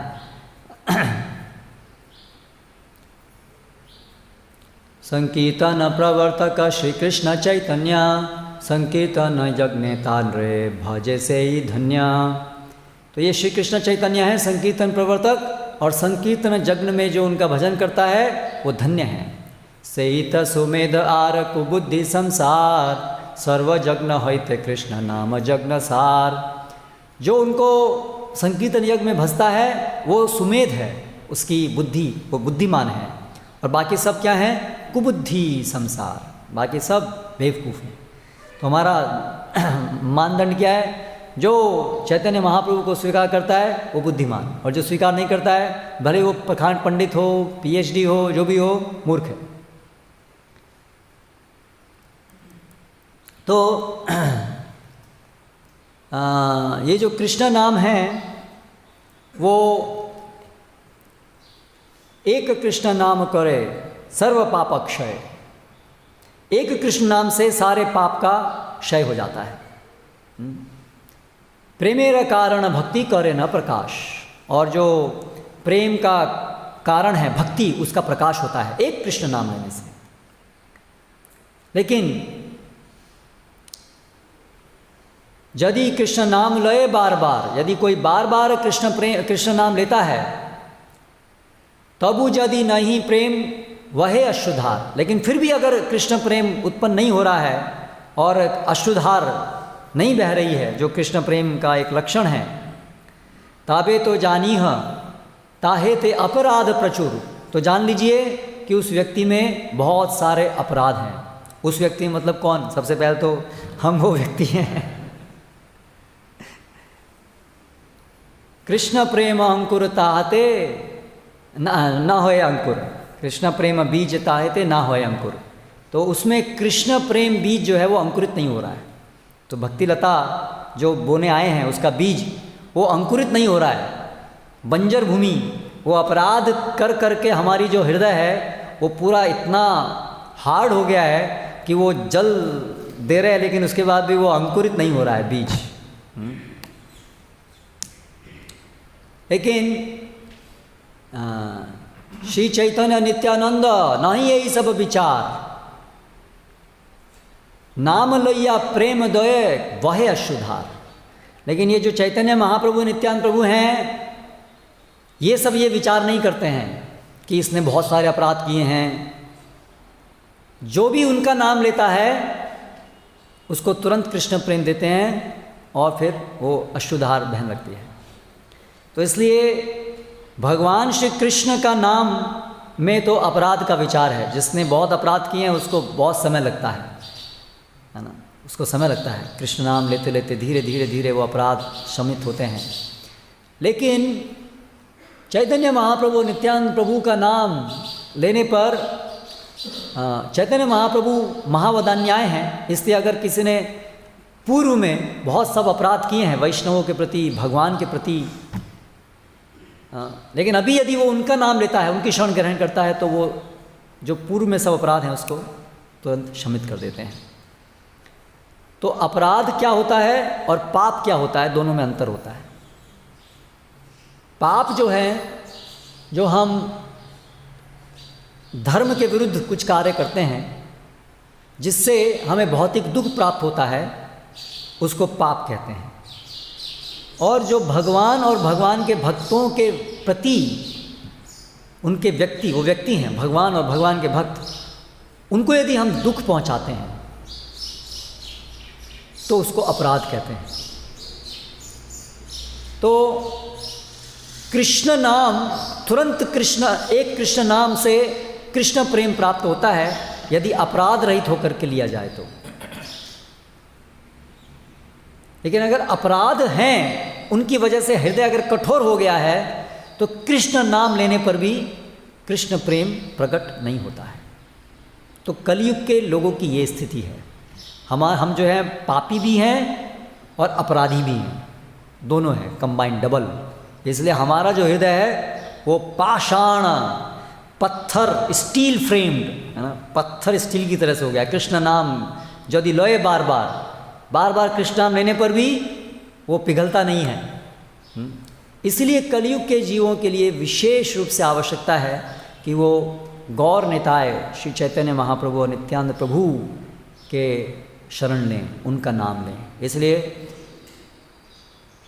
राधा कृष्ण की उपासना से पहले हमें गौर निताय की उपासना करनी चाहिए। राधा कृष्ण नाम लेने से पहले हमें पंच तत्व नाम लेना चाहिए। इसलिए हम सबसे पहले जय श्री कृष्ण चैतन्य प्रभु नित्यानंदा श्री अद्वैत गदाधर श्रीवास आदि गौर भक्तवृंद, पहले हम उनसे प्रार्थना करते हैं कि अभी हम कृष्ण का नाम लेने जा रहे हैं, प्रयास कर रहे हैं, कृपया हमारे अपराधों को शमित करें।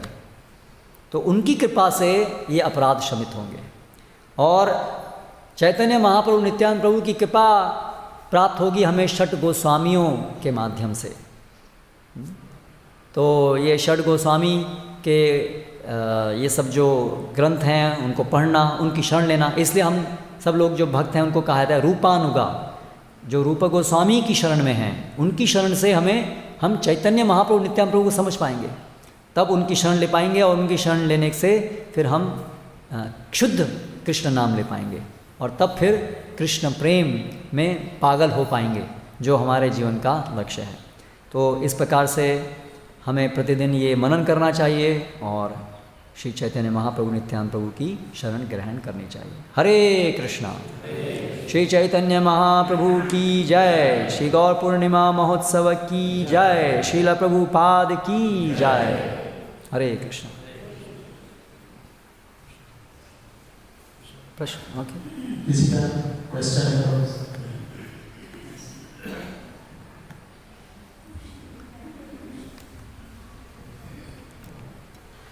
हरे कृष्ण प्रभु, आपने बताया पाप और अपराध में आपने पाप और अपराध की डेफिनेशन बताई।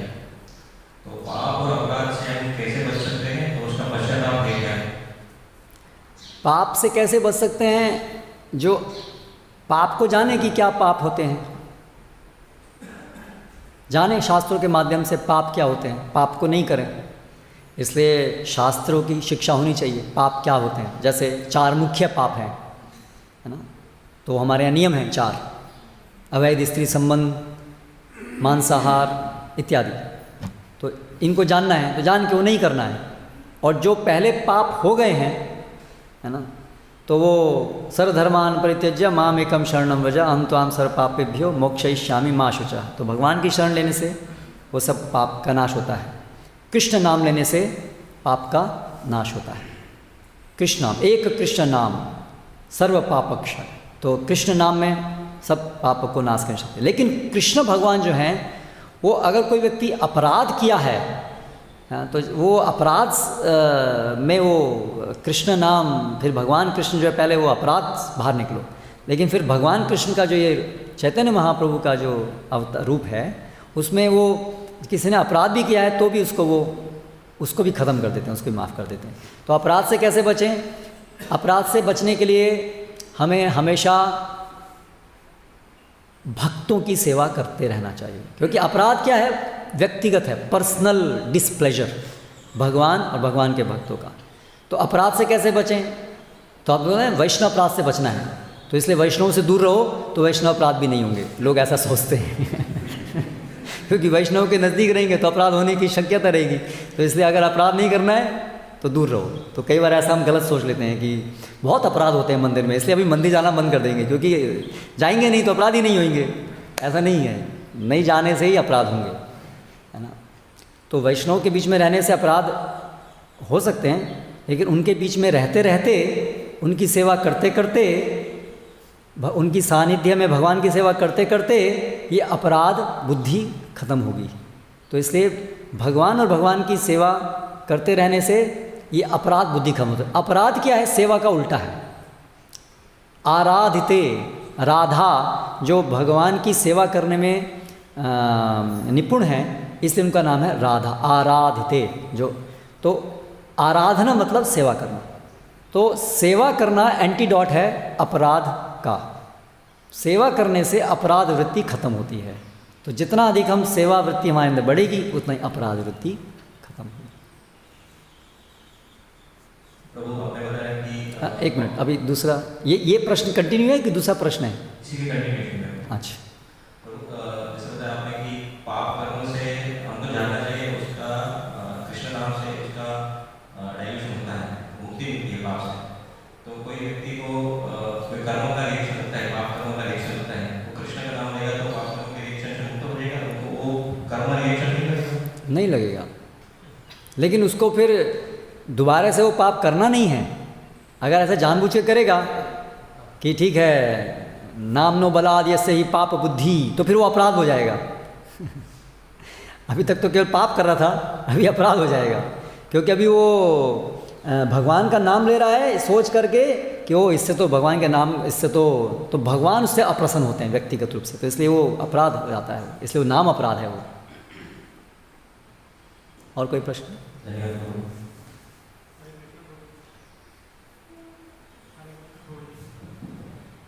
प्रभु जी, बैकुंठ से हम गिरे हैं, बैकुंठ से पतन हुआ है हमारा, तो वहाँ तो माया नहीं है प्रभु जी, तो फिर ये हमारा अलग भगवान से अलग रहने का ये मन कैसे हमारा बन गया प्रभु जी? हम पतन हुआ ही क्यों?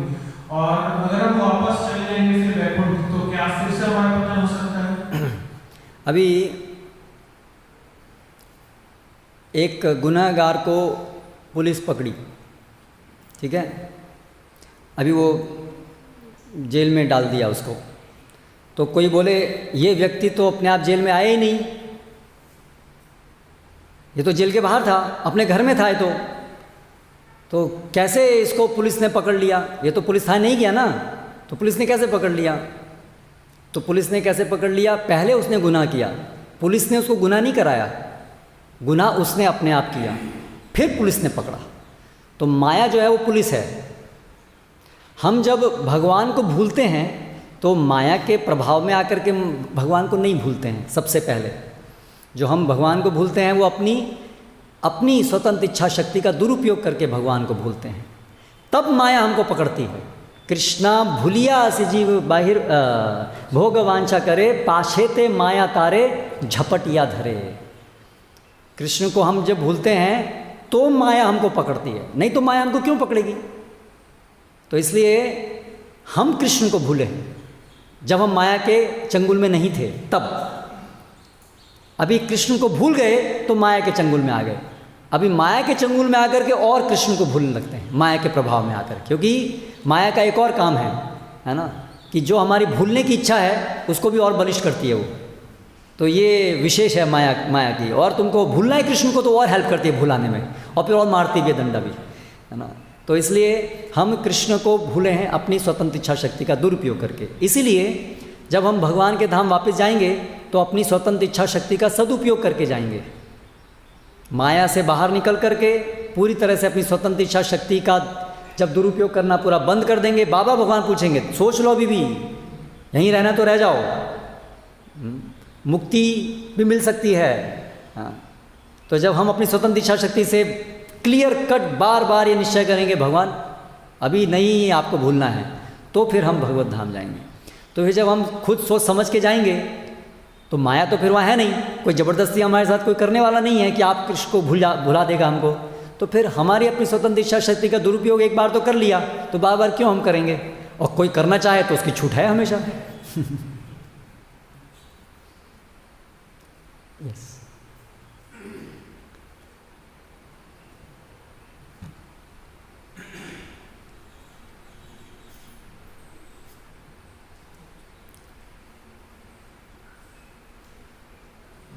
ऐश्वर्य भाव और माधुर्य भाव, ये स्वरूपगत है या इच्छागत है? क्या? ऐश्वर्य भाव और माधुर्य भाव, ये स्वरूपगत है या इच्छागत? दोनों हैं।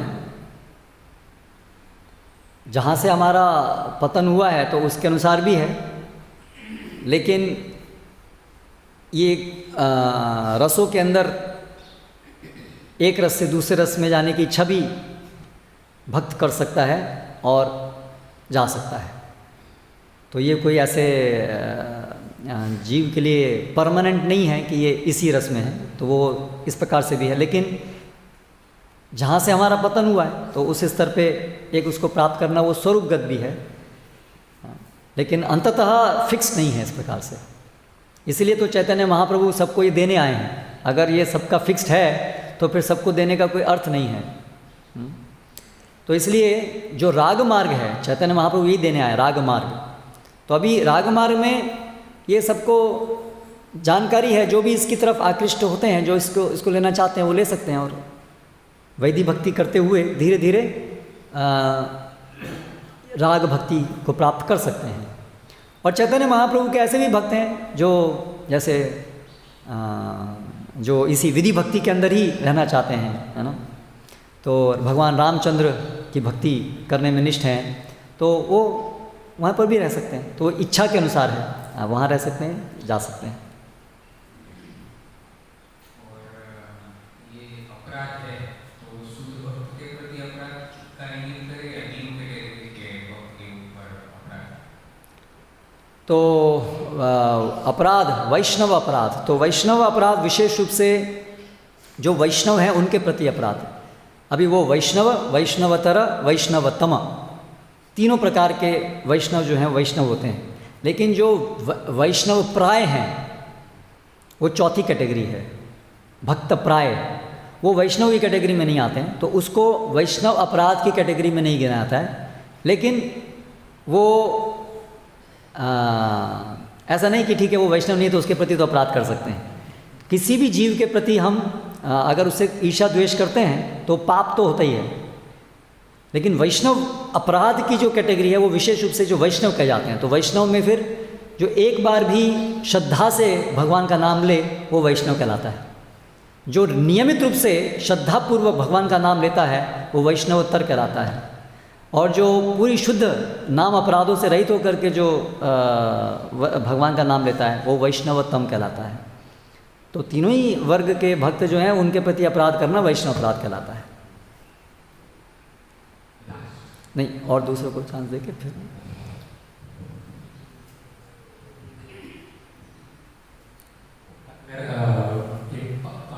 अपराध और पाप में एक बड़ा विचार ऐसा है, मतलब इस शास्त्र के ऐसा है। जैसे भागवत में बताया जो पाप है उसका कारण है अज्ञान। यस, अज्ञान कारण है ऐसा, और अपराध का कारण है ईर्ष्या। तो थोड़ा ये अंतर है ऐसा। हाँ, मतलब ईर्ष्या जो है दोनों कनेक्टेड भी हैं, ईर्ष्या और अज्ञान। अज्ञान की ही मतलब सबसे पहले ईर्ष्या से ही सारा ज्ञान आता है। सबसे पहले इच्छा द्वेष समुत्थेन द्वंद्व मोहेन भारता, सबसे पहले हम भगवान से ईर्ष्या करते हैं, उसकी वजह से अज्ञानता में गिर जाते हैं। तो इस तरह से पहले अज्ञानता से बाहर निकलेंगे और फिर पूरी तरह से भगवान के प्रति ईर्ष्या खत्म होगी। तो ये दोनों कनेक्टेड भी हैं। और जो जीव अपराध है ऐसा, जीव अपराध है ऐसा, तो वो अपराध वैसे भी कृष्ण पर प्राप्त नहीं होता है। हाँ, क्योंकि जीव के प्रति भी अपराध करना भगवान को व्यक्तिगत रूप से वो अप्रसन्न करता है। हाँ, विशेष रूप से तो जानबूझ के तो नहीं मारना चाहिए। उसमें फिर ऐसा होता है कि अलग अलग प्रकार के अपराधों का अलग अलग स्तर होता है। तो अनजाने में किया हुआ अपराध और जानबूझ करके किया हुआ अपराध।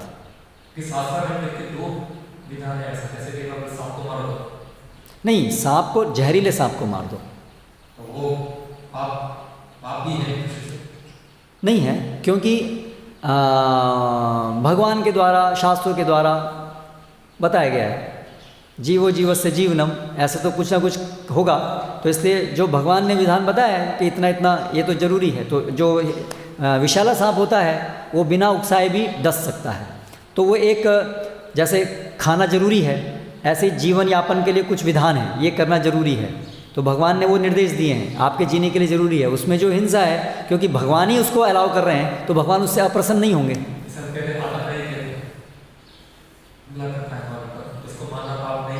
नहीं, आतताई, राजा के लिए आतताई को मारना पाप नहीं है। कोई भी व्यक्ति उठा कर खुद आतताई को मारने लगे तो उसके लिए पाप होगा। यहाँ बात जो आतताई की हुई थी वहाँ अर्जुन से हुई थी। अर्जुन क्षत्रिय है, जो ब्राह्मण है आतताई अगर ब्राह्मण के प्रति कोई अपराध करता है तो ब्राह्मण खुद लेकर के, या कोई भी सिविलियन, जैसे आप देखिए नॉर्मल लॉ है, अगर आपको कोई कर रहा है तो आप उसके प्रति आप उसको पनिशमेंट नहीं दे सकते हैं। पनिशमेंट देने का अधिकार सरकार का है, आप अपना डिफेंस कर सकते हैं। तो इसलिए आतताई को मारने का अधिकार आपको नहीं है, आप आतताई से अपना रक्षण कर सकते हैं। उस रक्षण के लिए आप जो जरूरत है वो आप कर सकते हैं, लेकिन आतताई को मारने का अधिकार क्षत्रिय को है केवल।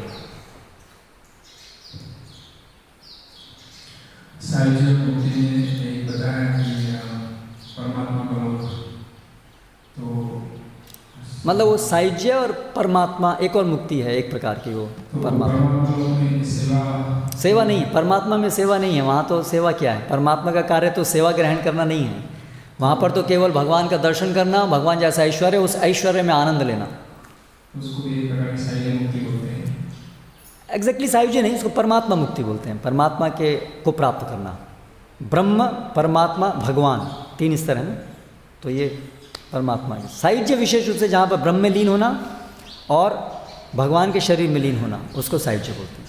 ये भगवान के शरीर में लीन होना एक तरह से भागवत में जैसे शिशुपाल हुए, तो उनका फिर से कभी वापस नहीं आते कैसा? अभी शिशुपाल का केस तो अलग था, वो तो जय विजय थे, तो वो तो भगवान के धाम में गए। लेकिन अन्यथा जो भी ये रहते हैं चिरकाल तक वहाँ रहते हैं, और फिर उनको सायुज्य मुक्ति प्राप्त करने पर बहुत बहुत चिरकाल तक वहाँ रहते हैं, लेकिन क्योंकि वो जीव की संवैधानिक स्थिति तो नहीं है, तो फिर वापस उसके बाद में इस भौतिक जगत में वो आते हैं, लेकिन बहुत बहुत बहुत बहुत बहुत बहुत बहुत बहुत चिरकाल के बाद।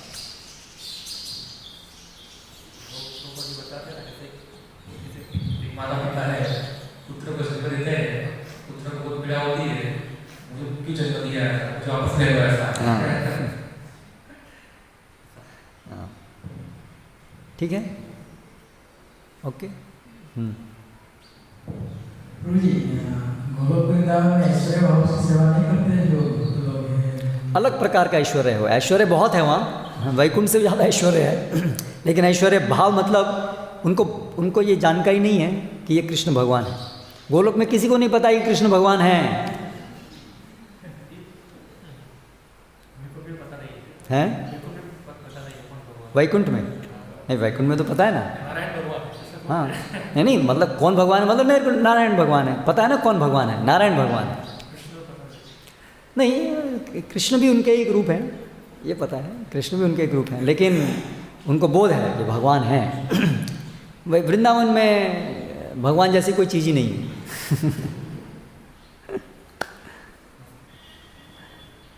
उनका प्रश्न पूछिए, आपका प्रश्न था ना? हरे कृष्ण। प्रभु जी, आज गौर पूर्णिमा है, गौर पूर्णिमा कैसे हुआ? मतलब हम लोग को मालूम है गौर पूर्णिमा, गौर पर दूसरा दिन भी हो सकता है। आज के दिन, ये जो फाल्गुन महीने की जो पूर्णिमा है, इसके दिन चैतन्य महाप्रभु अवतरित हुए 500 वर्ष पूर्व, तो इसलिए इस पूर्णिमा को गौर पूर्णिमा कहते हैं। चैतन्य महाप्रभु का एक नाम है गौर, क्योंकि उनके दिव्य शरीर की कांति स्वर्ण की तरह से थी, तो इसलिए उनको गौर कहते हैं। तो इसलिए गौर पूर्णिमा मतलब ये पूर्णिमा जिसमें कि चैतन्य महाप्रभु का आविर्भाव हुआ।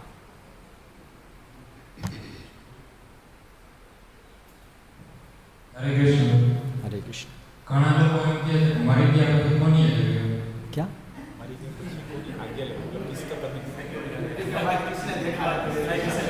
मरने के बाद क्या हुआ, किसने देखा? कुछ बोल रहे थे उसको कि ये शास्त्र में लिखा है, ये करना चाहिए, माला करनी चाहिए, इससे आनंद मिलता है, ये करने से। पर किसने देखा, ये सब किसने देखा? बाद में बोलते हैं हाँ, कि मरने के बाद किसने देखा? हाँ, मरने के बाद किसने देखा है? जीते जीते आपने क्या देखा है? मरने के बाद तो नहीं देखते, पर जीते जीते ही हम क्या देखते हैं? आपने अपने दादा के दादा को देखा है? तो थे कि नहीं थे? कैसे देखा आपने? आपने अपनी बुद्धि को देखा है? बुद्धि है आपने? देखा तो नहीं आपने। तो हम तो बहुत बहुत कम चीज़ देख पाते हैं।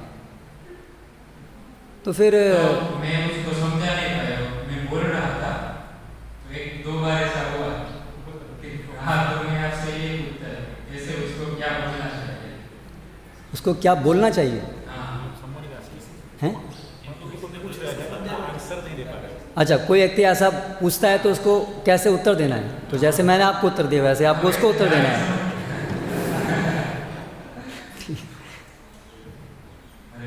तो जो चीज़ हम आँखों से नहीं देख सकते हैं, आँखों से तो हम बहुत कम देख सकते हैं, लेकिन इसका अर्थ ये नहीं है कि सत्य वही है जो आंखों से देख सकते हैं, क्योंकि वो तो कुछ भी नहीं देख सकते हैं।